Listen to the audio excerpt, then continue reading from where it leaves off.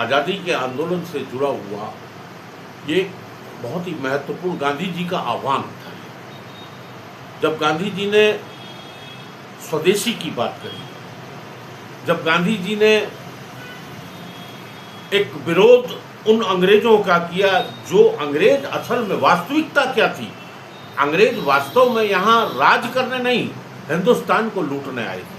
अकूत संपत्ति, अपार संपत्ति हिंदुस्तान की उनको दिख गई थी। उन्होंने यहाँ वो लूट के लिए यहाँ पर अपने को स्थापित किया और उसी के तहत जब गांधी जी ने देखा कि ये तो हमको हमारी संपत्ति को लूट के ले जा रहे हैं, हमको लूट रहे हैं, हम पर अत्याचार कर रहे हैं, तो उसका विरोध शुरू किया। कई आंदोलन गांधी जी के हुए जिसमें नमक सत्याग्रह अपने में एक बहुत अभूतपूर्व आंदोलन था। उन्होंने आह्वान किया कि आप नमक बनाइए। उन्होंने स्वयं नमक बनाया। तो देहरादून में नून नदी, नून का मतलब ही नमक होता है, देहरादून में नून नदी जो है, खारा खेत उस जगह का नाम है। खारा खेत में हमारे ही देहरादून के कुछ स्वतंत्रता सेनानियों ने निर्णय लिया कि हम वहाँ पर नमक बनाएंगे। तो इकट्ठे हुए, जिसमें हमारे ही मोहल्ले के उकरेती जी हमारे पड़ोस में रहते हैं, राकेश डोभाल जी जो हमारे स्वतंत्रता सेनानी परिवार के और स्वतंत्रता सेनानी संगठन में इस समय उपाध्यक्ष के पद पर है प्रदेश में, उनके पिताजी, उनका भी नाम वहाँ अंकित है। वो 18 लोगों ने वहाँ पर ये साहस किया कि हम नून नदी से जो खारा पानी था उसको लेकर वहाँ पर बड़े बड़े कढ़ाई लाए गए और वो अवशेष आज भी वहाँ पर हैं। जो वहाँ पर भट्टी बनाई गई उनके अवशेष हैं आज भी कई जगह पर। तो वो नदी से पानी लाकर वहाँ पर वो नमक बनाया गया।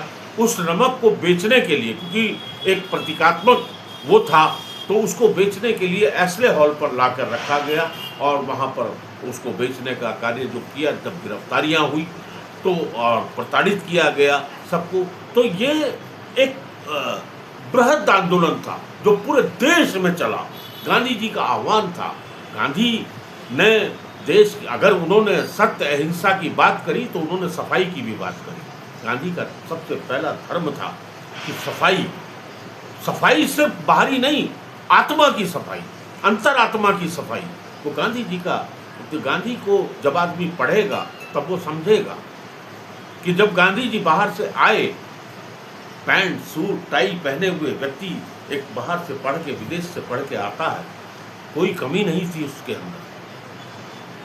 वो बहुत रिच फैमिली से गांधी जी थे, बढ़िया फैमिली थी और बहुत समृद्ध परिवार से थे। लेकिन जब उन्होंने यहाँ के हालात देखे, एक धोती में आदमी अपने पूरे शरीर को लपेट रहा है, महिला आधी धोती में आधा शरीर अपना पूरा लपेटती थी। ऐसी स्थिति जब गांधी ने देखी तो उनके दिल में पीड़ा हुई। उन्होंने कहा कि अगर मैं इन कपड़ों में इनके साथ जाऊंगा, इनके पास जाऊंगा, तो ये मुझे एक्सेप्ट नहीं कर पाएंगे। सबसे पहले उन्होंने अपने कपड़े उतारने का काम किया और एक धोती में वो उनके बीच में पहुंचे और तब इस हिंदुस्तान की आज़ादी की लड़ाई, स्वदेशी की लड़ाई उन्होंने लड़ी। उनमें पहचान, उनमें लोगों को पहचान दी, उनमें छुआछूत जो एक बड़ी बीमारी थी उसको दूर करने का काम किया। उन्होंने सफाई के लिए कि स्वयं सफाई करें।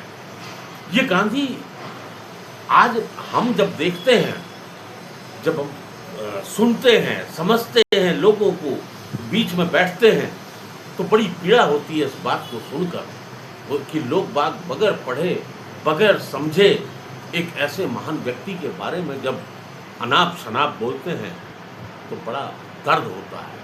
अरे हमने देखा नहीं, लेकिन हम महसूस करते हैं उसको कि क्या परिस्थितियां रही होंगी, क्योंकि हमने भी झेला है। मैं प्रथम पीढ़ी का हूँ। मेरे पिता के आंदोलन में जाने से मेरी भी शिक्षा दीक्षा, रहन सहन, लालन पालन पर फर्क पड़ा। प्रथम पीढ़ी आज हिंदुस्तान में तमाम जो सेनानी रहे, लाखों करोड़ों सेनानी जो रहे, उनकी प्रथम पीढ़ी पर बहुत असर पड़ा, उनकी शिक्षा पर असर पड़ा, उनके लालन पालन पर असर पड़ा। किस तरीके से उनकी माँ ने उनको पाला होगा, ये सोचनीय विषय है, इसको सोचना पड़ेगा। लेकिन उसके बावजूद भी हमारे ज़िलों में जो देश प्रेम की भावना है, मेरा तो निवेदन है कि मैंने एक अभियान चलाया गांधी जी के ऊपर। मैं गांधी को क्यों चाहता हूँ, कि आज गांधी क्यों जरूरी, एक ये विषय है कि आज गांधी क्यों जरूरी। गांधी की आवश्यकता है, आज इस देश को गांधी की आवश्यकता है, हर व्यक्ति गांधी बनना चाहिए। इसलिए मैंने एक अभियान चलाया है कि हर घर गांधी का चरखा पहुंचाने का अभियान मेरा है, मेरा संकल्प है। मैंने एक संकल्प लिया है कि मैं गांधी का चरखा हर घर पे पहुंचाऊंगा। और ये चरखा मात्र एक सिंबल नहीं होगा, एक शोपीस नहीं होगा, ये गांधी के विचार होंगे। गांधी के विचारों को उस घर तक पहुंचाना चाहता हूं कि समझे लोग कि किस तरीके से देश को आज़ाद कराया गया और उस देश को संभालना। कि वो कहा है कि हम लाए हैं तूफान से कश्ती निकाल के, इस देश को रखना मेरे बच्चों संभाल के। ये शब्द हैं, ये शब्द जब लगते हैं दिल में तो पता लगता है। 23 साल का बच्चा जब फांसी पर लटकता है तो उस माँ को, अपनी माँ को कहता है कि माँ, जब उसको फांसी हो रही थी भगत सिंह को, तो उसने अपनी माँ से कहा कि माँ, तू जेल में मेरे से मिलने मत आना, अगर तू आएगी और तू रोएगी तो लोग कहेंगे कि भगत सिंह की मार हो रही है। वो जज्बा था भाई, वो जज्बा था उन लोगों का जिन्होंने इस देश के लिए प्राण दिए, जिन्होंने इस देश की आज़ादी के लिए अपना सब कुछ नछावर कर दिया।